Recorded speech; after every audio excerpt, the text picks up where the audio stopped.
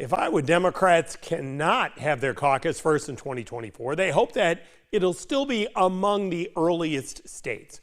The Democratic National Committee is supposed to allow either 4 or 5 states to get a waiver to hold their caucus or primary before Super Tuesday. The DNC's Rules and Bylaws Committee is scheduled to meet the first weekend of December to make the decision unless something changes again. Iowa's DNC member Scott Brennan says that he's actually a little bit more optimistic now about Iowa's chances. The fact that we are still, still a viable candidate now gives me room for optimism, because we go back when this process started back in January. I was not the least bit hopeful, and I now have some hope. And you have some hope because you think you all made enough changes and laid out your case well and they listened, or why? Yes, I think we've made our case very well. I think we've addressed all the concerns that they raised. There are some things that they talk about that we can't do anything about, but the bottom line is... Because it's still going to be a caucus. It's still going to be a caucus. But the bottom line is that we have offered them everything that they wanted, and if it's truly an open, transparent, and fair process, we should be in the pre-window.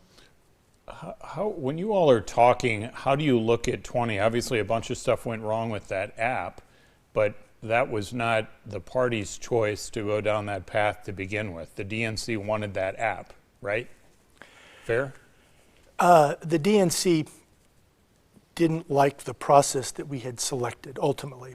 They were worried about the concerns. So the app, I think, was, the vendor and the app that was created. Now, I was not the party chair at the time, but my understanding is that they hired those folks to create the app, and the app worked for the party process. The problem is that the DNC also wanted a back-end feature on that application so that they could see the results themselves, and that's where the mistake fell in. There was a programming error on the back-end piece that the DNC wanted.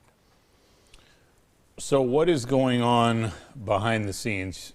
Can you pick up the phone and talk to Joe Biden and say, Mr. President, keep us first, second, third, fourth, whatever? I mean, how involved is he in the process, and who's working his ear?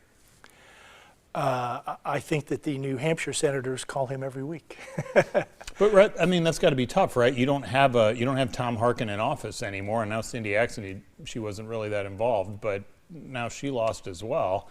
You don't have that big name to really work him, do you? Well, Congresswoman Axne was very helpful, but you're right, we don't have that big name to work him. I don't know that a senator calling really makes that big a difference. I mean, ultimately, the White House is going to do what they think is best, and it's the political shop at the White House. And frankly, it's unclear as to who's making the decision. Ultimately, the president will have to sign off on it, but to my knowledge, he's not at this point. And the DNC ultimately will do what the White House says. Is that fair? Historically, that's been the case. Because the White House did not weigh in early on, I think that a lot of the members of the Rules and Bylaws Committee have sort of felt like they've been empowered to make the decision in the absence of any input from the White House. But ultimately, the White House is going to say what they want, and we'll see if the committee thinks that they have more power than the White House. So is there a scenario where Rules and Bylaws meet in a few weeks, decide Iowa is not in the early window, it goes to the full DNC, that's a cluster because of all kinds of different moving parts, and they say, actually, we can't do this? Is that possible, or is that wishful thinking for Iowa's sake? It's probably wishful thinking. Okay. Just from the standpoint that the White House can pretty easily whip votes for a process that they want. And so if the RBC ends up with a process that we don't like, it's going to be pretty hard to overturn it at the full DNC. It's hard to lay out a scenario here where Democrats and Republicans are aligned each state.